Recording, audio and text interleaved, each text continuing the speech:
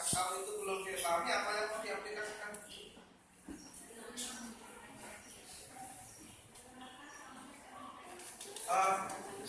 Saya masuk ya. Nanti mungkin perlu waktu jam.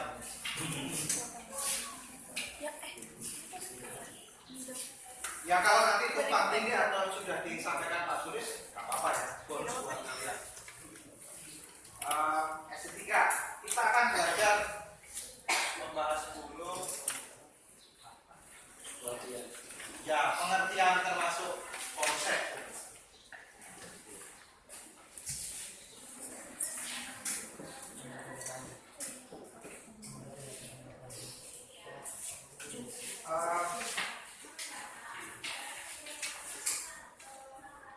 Saya tidak akan menyajikan menurut si itu,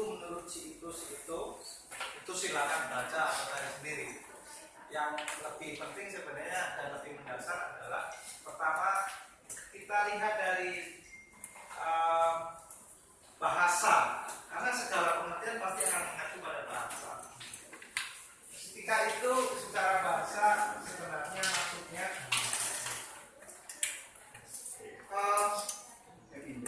pencerapan atau penangkapan indrawi manusia. Sebenarnya nanti lalu apa hubungannya dengan seni?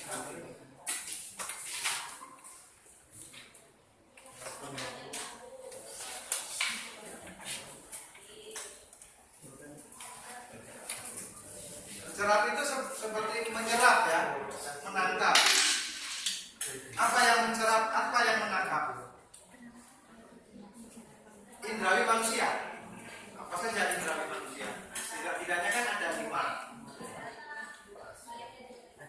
Pakai kulit, pakai lidah, pakai mata, pakai telinga. Terus pakai apa lagi? Hidung. Nah, sebenarnya estetika pada intinya itu ya. Cuman yang dicerap itu apa? Nah, nanti saya kira kaitannya adalah bahasan mengenai keindahan atau building. Oke, sampai sini dulu.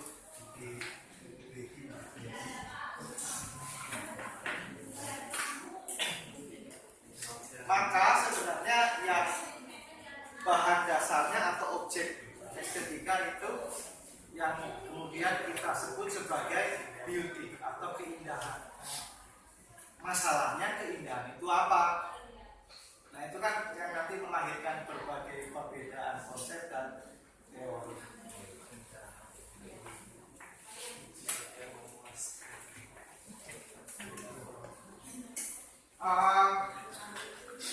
Ya itu pengertian yang perlu Anda jadikan awal pemahaman untuk membahas estetika. Sekarang saya akan gambarkan wilayah disiplin estetika atau ilmu estetika. Tadi sudah saya sebutkan bisa dilihat dari 2 wilayah atau 2 bidang.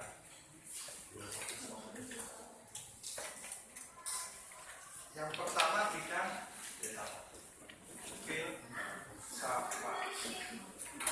Yang kedua sains. Sebut saja di wilayah filsafat ini dikategorikan estetika tradisional. Yang di sini modern.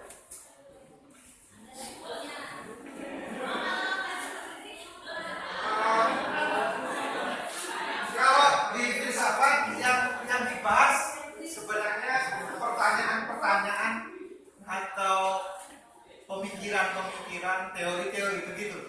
Bukan kepada hasil dari estetika. Jadi di sini banyak pertanyaan-pertanyaan, tentu saja dengan jawaban. Lalu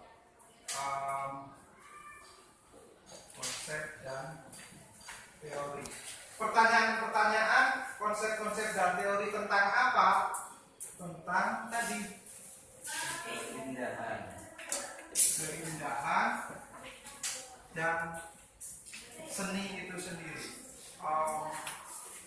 sifatnya, maka sebenarnya lebih banyak ke pemikiran. Coba bedakan ketika estetika dilihat secara sains. Maka kalau konsep sains sebenarnya dia dasarnya adalah ilmu pengetahuan ilmiah. Ya maka Anda boleh loh, kalau ini ilmiah apakah filsafat tidak ilmiah?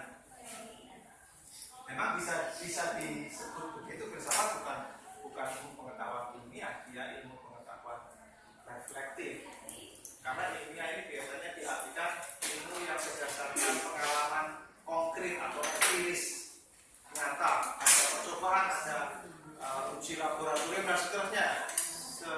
Misalnya ilmu-ilmu IPA itu, biologi dan seterusnya, untuk menggambarkan gampangnya mengenai sains yang berbeda dengan ini. Bila di sini sebenarnya wilayah-wilayah ilmu sosial, sastra. Kalau secara sains atau ilmu pengetahuan estetika maka menjadi cabang-cabang seni.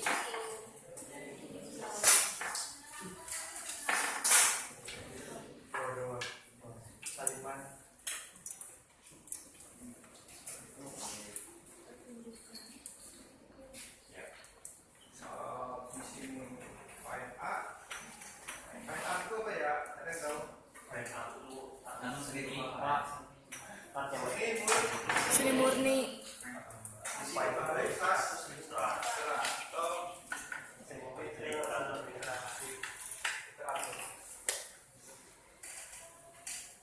Seni pertunjukan apa saja isinya?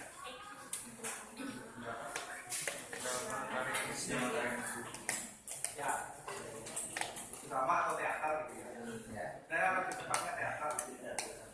Drama nanti unsur-unsurnya lebih banyak ke sastra. Di sini ada teater, ada musik, ada tari. Jadi segala sesuatu yang dipertunjukkan. Kalau fine art, seni rupa lebih banyak. Ya kemudian dikenal seni rupa ada misalnya apa? Kriya, lukis, patung pahat, apa lagi? Ya seterusnya. Lalu sastra. Apa itu sastra?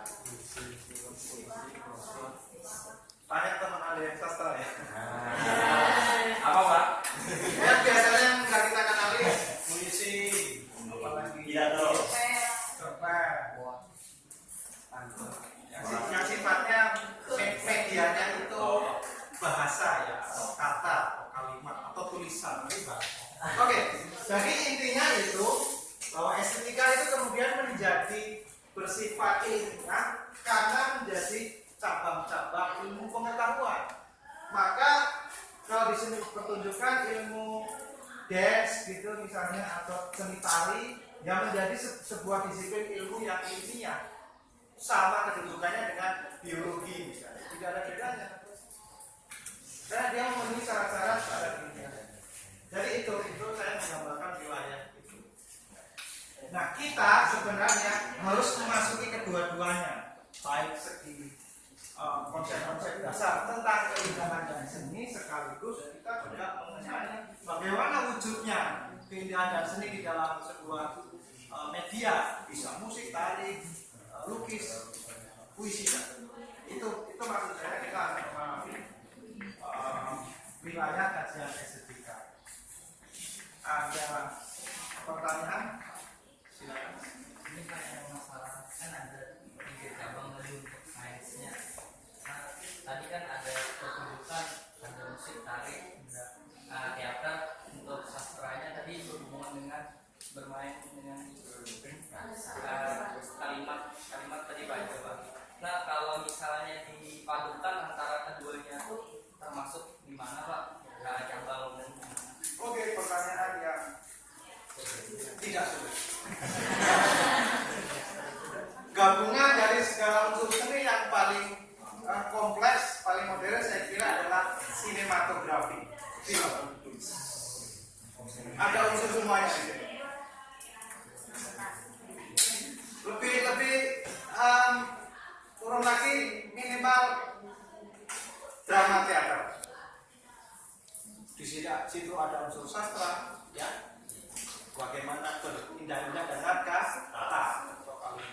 situ ada koreo, bagaimana menyusun sebuah gestur gerak dari pemaknaan skenario atau naskah, bagaimana membuat ilustrasi musik, bagaimana membuat tata ruang pentas yang berkaitan dengan seni, misalnya memuaskan. Misalnya ini termasuk di seni pertunjukan, di ambulan, di sastra. Yang mana? Yang disebutkan tadi Pak. Itu ya kelemahan sains modern ketika kita cabang-cabangkan. Maka dia sebenarnya membatasi dari sisi itu. Bukan berarti tidak perlu dibuat begini, tapi harus ingat bahwa pembatasan membuat struktur bagian-bagian itu loh, berarti kalau musik nggak boleh masuk ke tari dan seterusnya. Katakan tidak, saya memberikan contoh tadi perkembangan kesenian modern didukung oleh industri, lahirlah yang disebut produk film. Film itu adalah gambaran bertemunya setiap cabang seni, karya seni. Ya, mau dimasukkan kemana? Ya bisa masuk kemana-mana. Itu maksud saya. Tapi tidak harus ini masuk cabang kemana? Bukan. Cuma saya mau menjelaskan unsur-unsurnya ya, unsur-unsurnya. Bahwa semua unsur itu bisa bersatu. Iya. Tadi contohnya di dalam sebuah pagelaran drama teater gitu, atau bahkan bentuk yang paling modern film misal. Itu pertemuannya berbagai cabang atau biasa.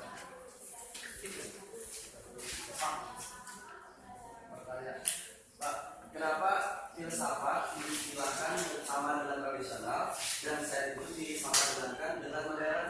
Apakah karena filsafat bicara mengenai soal dasar-dasarnya dan sains itu berbicara soal perkembangannya? Ada benarnya bahwa segala sesuatu yang sifatnya mendasar memang ranahnya ke filsafat ya, konsep betul. Bahwa kemudian berkembang, kemudian itulah yang disebut ilmu pengetahuan modern. Ya seluruh cabang ilmu pengetahuan modern pada mulanya memang konsep-konsep filsafat. Artinya pembahasan di filsafat memang lebih dulu, maka disebut tradisional. Tradisional jangan diartikan tertinggal gitu ya, bukan ya, jangan. Tradisional tertinggal, modern maju ya tidak. Itu saling melengkapi saja. Jadi ada benarnya konsepnya. Ya, tidak ada sains modern kalau tidak didahului dengan elit. Tradisi bertanya, mengajukan jawaban yang secara rasional, kemudian dijadilah sains. Nah, salah satunya bidang estetika ya. Tambahan estetika sebenarnya kalau di dalam filsafat itu disebut filsafat keindahan.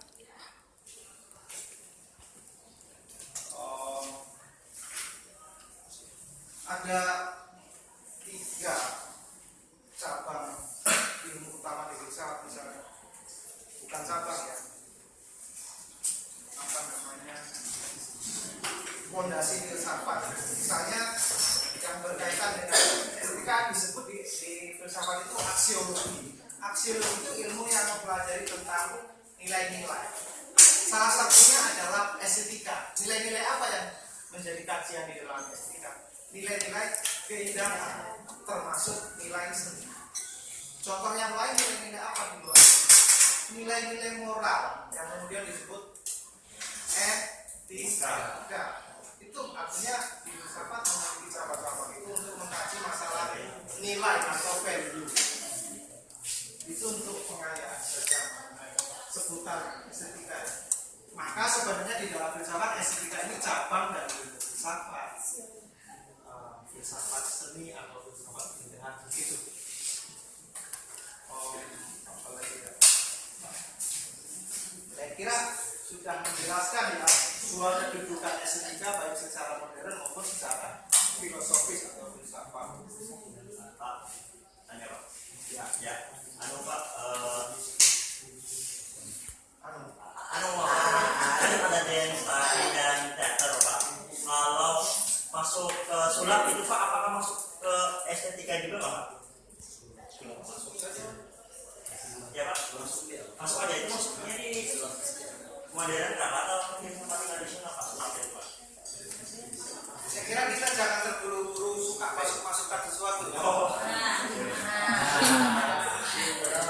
Kalau Anda mau maksudnya memang menggolong-golongkan, ini maksudnya ya harus ditaati. Ini prinsipnya apa di sini pertunjukan? Sulap itu sesuatu yang dipertunjukkan tidak.